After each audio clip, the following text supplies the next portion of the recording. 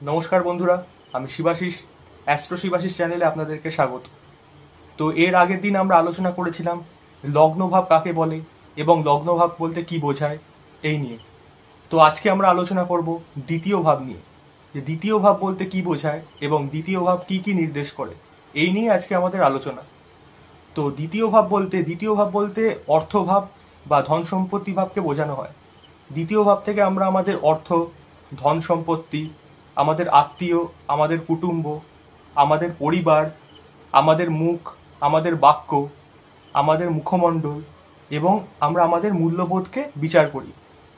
তো এখন যদি আপনারা প্রশ্ন করেন যে দ্বিতীয় ভাব আমাদের কোনটা, এটা আমরা বুঝবো কি করে, তাহলে আমি এখানে বলবো যে আপনারা আপনাদের জন্মছকটা একটু খুলে দেখবেন। ওই জন্মছকে আপনাদের যেখানে লগ্ন আছে বা লং লেখা আছে, সেখান থেকে আপনারা যদি ঘড়ির কাঁটার বিপরীত দিকে বা অ্যান্টি ক্লকওয়াইজ যদি আপনারা দেখেন, ঘড়ির কাঁটার বিপরীত দিকে লগ্নের পাশে যে ঘরটা থাকবে সেটাই হচ্ছে আপনাদের দ্বিতীয় ভাব। অর্থাৎ যদি আমি একটু আরো সংক্ষেপে যদি আমি বলি, তাহলে আপনারা আপনাদের ঘড়িটা ফলো করবেন।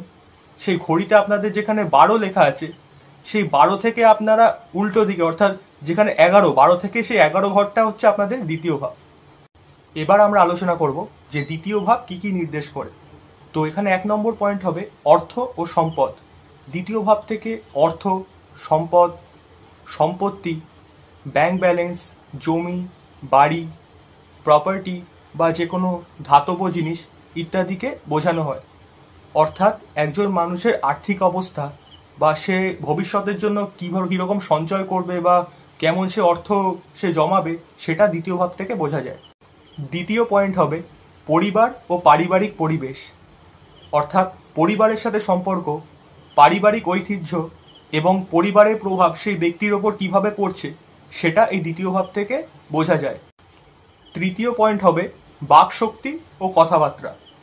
একজন ব্যক্তির কথা বলার ধরন, তার বাচনভঙ্গি, সে মিষ্টভাষী হবে না কটুভাষী হবে, সেটা দ্বিতীয় ভাব থেকে বোঝা যায়। এছাড়া কণ্ঠস্বরের সৌন্দর্য দ্বিতীয় ভাব থেকে বিচার করা হয়। চতুর্থ পয়েন্ট হচ্ছে খাবার বা খাদ্যাভ্যাস। কি খেতে ভালোবাসবেন, খাওয়ার প্রবৃত্তি বা খাওয়ার রুচি বা খাদ্যজনিত রোগ এই ঘর থেকে বিচার করা হয়। তো এই ছিল আজকের ভিডিও।